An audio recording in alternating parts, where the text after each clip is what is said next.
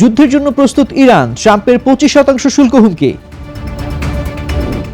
পাকিস্তান থেকে যুদ্ধবিমান ও ড্রোন কিনবে ইন্দোনেশিয়া। হোয়াইট হাউসে ট্রাম্পের মুখোমুখি হবেন নোবেলজয়ী মাতাজো। চীন তাইওয়ান উত্তেজনার মধ্যে জাপান সফরে দক্ষিণ কোরিয়ার প্রেসিডেন্ট। ট্রাম্প ক্ষমতায় ফেরার পর 1 লাখের বেশি ভিসা বাতিল করেছে যুক্তরাষ্ট্র। স্বাগত জানাচ্ছি বাংলাদেশ প্রতিদিনের বিশ্ব সংবাদে। সাথে আছি আমি তানজির রহমান। এতক্ষণ শুনছিলেন সংবাদ শিরোনাম, এবারে থাকছে বিস্তারিত সংবাদ। ইরানে চলমান সরকার বিরোধী বিক্ষোভকে কেন্দ্র করে তেহরান ও যুক্তরাষ্ট্রের মধ্যে চরম উত্তেজনা বিরাজ করছে। মার্কিন প্রেসিডেন্ট ডোনাল্ড ট্রাম্প এক বিতর্কিত ঘোষণায় জানিয়েছেন, ইরানের সঙ্গে বাণিজ্যিক সম্পর্ক রাখা যে কোনো দেশের পণ্যে যুক্তরাষ্ট্র 25% অতিরিক্ত শুল্ক আরোপ করবে।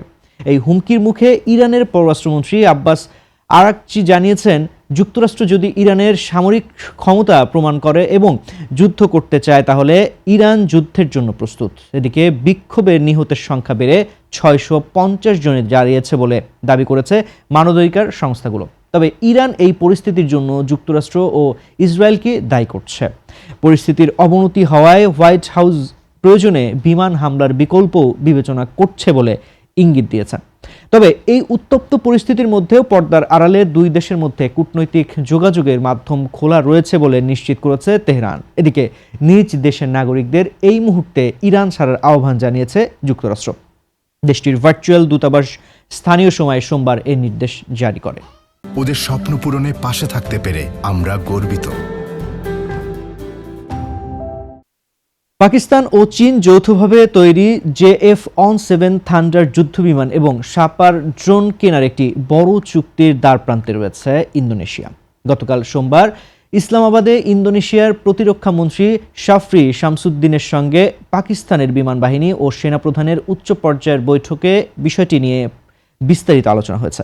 সংশ্লিষ্ট সূত্রের বরাত দিয়ে সংবাদ সংস্থা রয়টার্স জানায়, জাকার্তা প্রায় 40টি JF-17 জেট কেনার পরিকল্পনা করছে এবং আলোচনা এখন চূড়ান্ত পর্যায়ে। মূলত বিমান বাহিনীর পুরনো বহর বদলে আধুনিকায়নের অংশ হিসেবে ইন্দোনেশিয়া এই পদক্ষেপ নিয়েছে। গত বছর ভারতের সঙ্গে পাকিস্তানের সংক্ষিপ্ত আকাশ যুদ্ধের পর JF-17 জেটের প্রতি বৈশ্বিক আগ্রহ বৃদ্ধি পায়। এই চুক্তির আওতায় যুদ্ধ বিমানের পাশাপাশি আকাশ প্রতিরক্ষা ব্যবস্থা এবং কর্মকর্তাদের কারিগরি প্রশিক্ষণের বিষয়টিও অন্তর্ভুক্ত রয়েছে। বর্তমানে পাকিস্তান, লিবিয়া, আজারবাইজান এবং বাংলাদেশের সঙ্গেও বড় ধরনের প্রতিরক্ষা চুক্তির চেষ্টা চালিয়ে যাচ্ছে। যদিও ইন্দোনেশিয়া বলছে আলোচনা এখনও প্রাথমিক পর্যায়ে, তবে বড় এই চুক্তিটি সম্পন্ন হলে তা আঞ্চলিক প্রতিরক্ষা রাজনীতিতে পাকিস্তানের অবস্থান আরও শক্ত করবে। ভেনেজুয়েলার বিরোধী দলীয় নেত্রী এবং নোবেল শান্তি পুরস্কার বিজয়ী মারিয়া করিনা মাচাদো চলতি সপ্তাহে মার্কিন প্রেসিডেন্ট ডোনাল্ড ট্রাম্পের সঙ্গে দেখা করতে যাচ্ছেন। আগামী বৃহস্পতিবার হোয়াইট হাউসে এই বৈঠক অনুষ্ঠিত হবে বলে নিশ্চিত করেছে ওয়াশিংটন। নিকোলাস মাদুরোকে আটকের পর ট্রাম্প প্রশাসন সরাসরি দেশটির নিয়ন্ত্রণ নিলেও মাচাদোকে শুরু থেকেই কিছুটা দূরে সরিয়ে রেখেছিল। বর্তমান পরিস্থিতিতে ট্রাম্প ভারপ্রাপ্ত প্রেসিডেন্ট ডেলসি রদ্রিগেজের সঙ্গে কাজ করার পাশাপাশি বিরোধীদের সঙ্গেও যোগাযোগ বাড়াচ্ছেন। এদিকে মাদুরো আমলে আটক বন্দীদের মধ্যে 116 জনকে মুক্তি দেওয়ার দাবি করেছে কারাসাস, যদিও মানবাধিকার সংস্থাগুলো বলছে প্রকৃত সংখ্যা আরও কম। পোপ লিও চতুর্দশের সঙ্গে সাক্ষাৎ করে মাচাদো রাজনৈতিক বন্দীদের চুক্তির জন্য পোপের হস্তক্ষেপ কামনা করেছেন।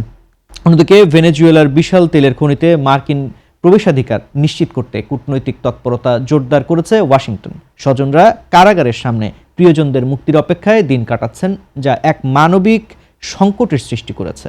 ট্রাম্পের এই বৈঠক ভেনেজুয়েলায় গণতান্ত্রিক উত্তরণের নতুন পথ তৈরি করতে পারে বলে ধারণা করা হচ্ছে।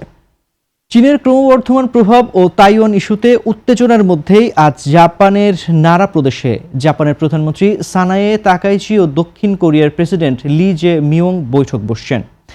এই উদ্দেশ্যে 2 দিনের রাষ্ট্রীয় সফরে জাপানে পৌঁছেছেন প্রেসিডেন্ট লি। দেশটির সিওং নাম বিমানবন্দর থেকে বিশেষ বিমানে রওনা দিয়ে সকালে তারা ওসাকার কানসাই আন্তর্জাতিক বিমানবন্দরে অবতরণ করেন।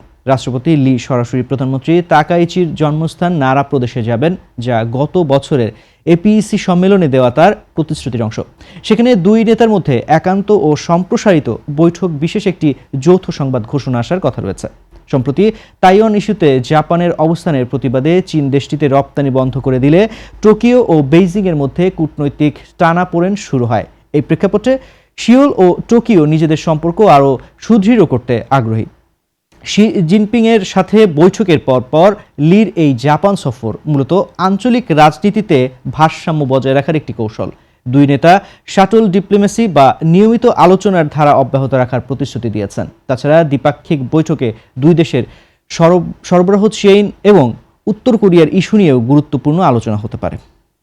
ডোনাল্ড ট্রাম্প দ্বিতীয় মেয়াদে ক্ষমতায় ফেরার পর থেকে এখন পর্যন্ত 1 লাখেরও বেশি বিদেশি নাগরিকের ভিসা বাতিল করেছে মার্কিন পররাষ্ট্র দপ্তর।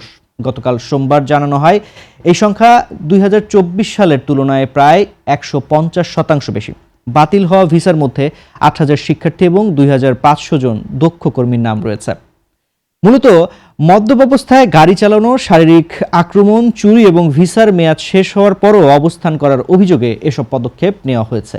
কঠোর নজরদারির জন্য কন্টিনিউয়াস ভেটিং সেন্টার চালু করা হয়েছে, যা বিদেশিদের কর্মকাণ্ড নিয়মিত পর্যবেক্ষণ করবে। তবে মানবাধিকার সংস্থাগুলো অভিযোগ করেছে, বৈধ ভিসা থাকা সত্ত্বেও অনেকে কোনো আইনি সুযোগ না দিয়ে বিতাড়িত করা হচ্ছে। এমনকি ফিলিস্তিনপন্থী আন্দোলন বা সামাজিক যোগাযোগ মাধ্যমে রাজনৈতিক মত প্রকাশের কারণেও অনেক শিক্ষার্থীর ভিসা বাতিল করা হয়েছে। ট্রাম্প প্রশাসন এই ধরপাকড়কে আমেরিকাকে নিরাপদ রাখার প্রচেষ্টা হিসেবে বর্ণনা করেছে। এই ঘটনায় দেশটির ভেতরে ও বাইরে ব্যাপক সমালোচনার সৃষ্টি হয়েছে। এই ছিল আজকের বাংলাদেশ প্রতিদিনের বিশ্ব সংবাদ। সবশেষ খবর জানতে চোখ রাখুন বাংলাদেশ প্রতিদিনের ইউটিউব চ্যানেল ও ফেসবুক পেজে। এতক্ষণ সবাইকে ধন্যবাদ সঙ্গে থাকার জন্য।